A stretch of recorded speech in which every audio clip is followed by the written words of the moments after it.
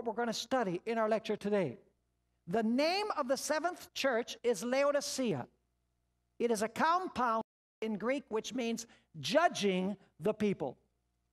In other words, the seventh church is the period of the judgment of the church, which means that the church of Philadelphia must come immediately before the judgment. Are you following what I'm saying? If the seventh church is judging the people, that must mean that the church of Philadelphia, the previous church, exists immediately before the church which is judged, or the church whose name means judging the people. Now let's turn in our Bibles to the book of Revelation, chapter 3 and verse 7, where we find the message to the church of Philadelphia.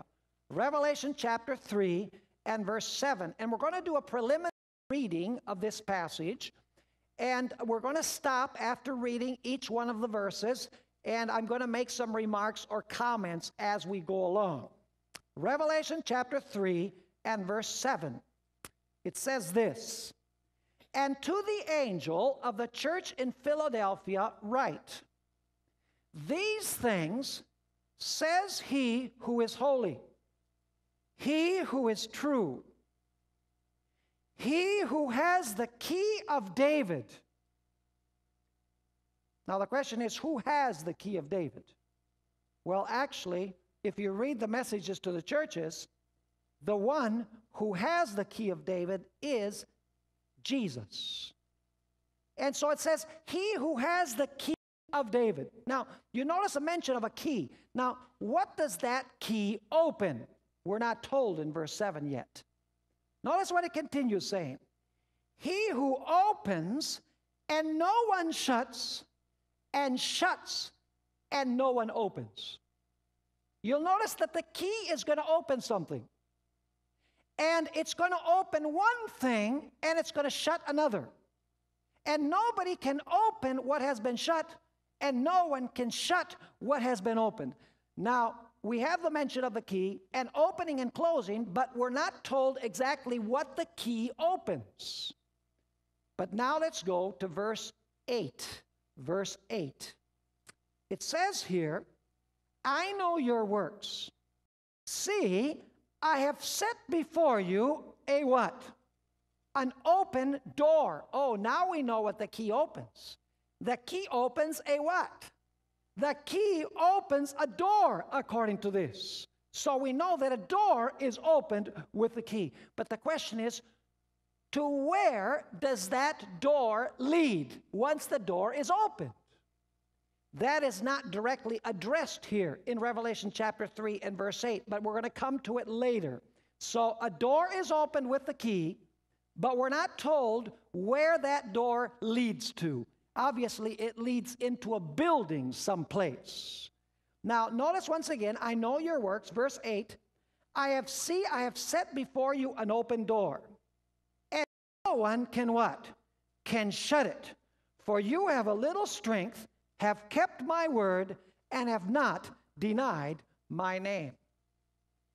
And then in verse 9, we have a very interesting expression. It says there, once again, it's still speaking in the context of the church of Philadelphia, "Indeed, I will make those of the synagogue of Satan." Now we need to ask the question, what is the synagogue of Satan? We'll just ask the questions and we'll answer those questions later. But it says, "Indeed, I will make those of the synagogue of Satan," and now notice, "who say they are Jews and are not." What does that mean? A counterfeit Jew. Well, we'll leave that question open for now too. "Indeed, I will make those of the synagogue of Satan who say they are Jews and are not, but lie. Indeed, I will make them come and worship before your feet, and to know that I have loved you."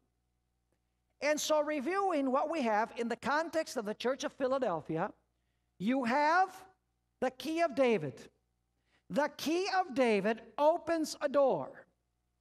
We're not told what is inside that door, but it opens a door. And when the door is opened, you have in the same context a mention of the synagogue of Satan, those who say that they are Jews and are not Jews. Now, we're going to decipher all of this language in a few moments. In fact, let's speak first of all about the key of David. In order to understand the key of David in Revelation chapter 3, we must go back to the Old Testament source. This expression comes from Isaiah chapter 22 and verses 22 and 23. This is a messianic prophecy. It's a prophecy about something that the Messiah is going to do in the future from Isaiah's day. It says there in Isaiah chapter 22 and verses 22 and 23, and there's some details here that are not found in Revelation 3. It says, the key of the house of David. Who came from the house of David? Kings, right? And the key of the house of David, now notice this, I will lay on his shoulder. That is of critical importance. Where is the key? The key that opens the door, the key of David, it's on the Messiah's what? Shoulder, according to this. And now notice, so he, and by the way, this is Jesus, it's a messianic prophecy, so he shall open and no one shall shut. And he, once again, the Messiah, shall shut and no one shall open. I will fasten him as a peg in a secure place. And he will become, now notice what the Messiah is going to become. The Messiah will become a what? A glorious throne to his Father's house. Let me ask you, do you have the idea of kingship in this verse? You most certainly do. You have a reference to the house of David. You have a reference to a glorious throne. In other words, the idea is the idea of kingship. And the key is going to be where? The key is going to be upon the shoulder. The key of David that opens the door is on the Messiah's shoulder.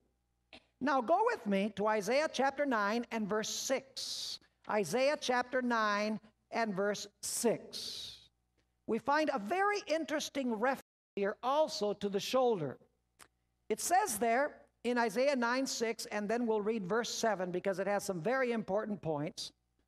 And by the way, there's probably no one here who has never read this verse.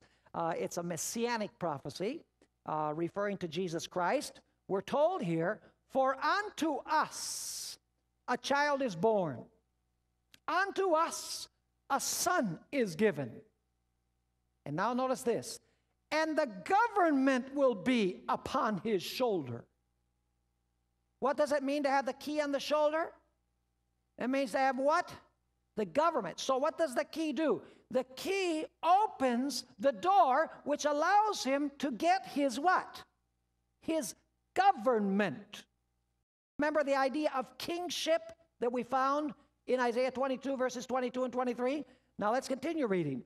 For unto us a child is born, unto us a son is given, and the government will be upon his shoulder. And his name will be called Wonderful, Counselor, Mighty God, Everlasting Father, Prince of Peace. So do you see the relationship between the key, the shoulder, and having the government? In other words, ruling. Now notice verse 7. Here is where it becomes even more interesting because there's another idea that comes in.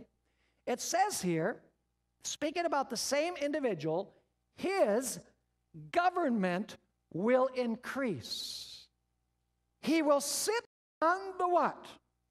The throne of David. What does the key allow him to do? It opens the door for him to do what? To sit upon what?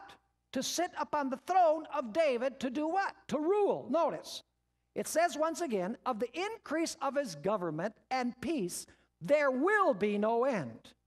Upon the throne of David, obviously as king, and over his what? Over his kingdom, to order it, now notice this, to order it and establish it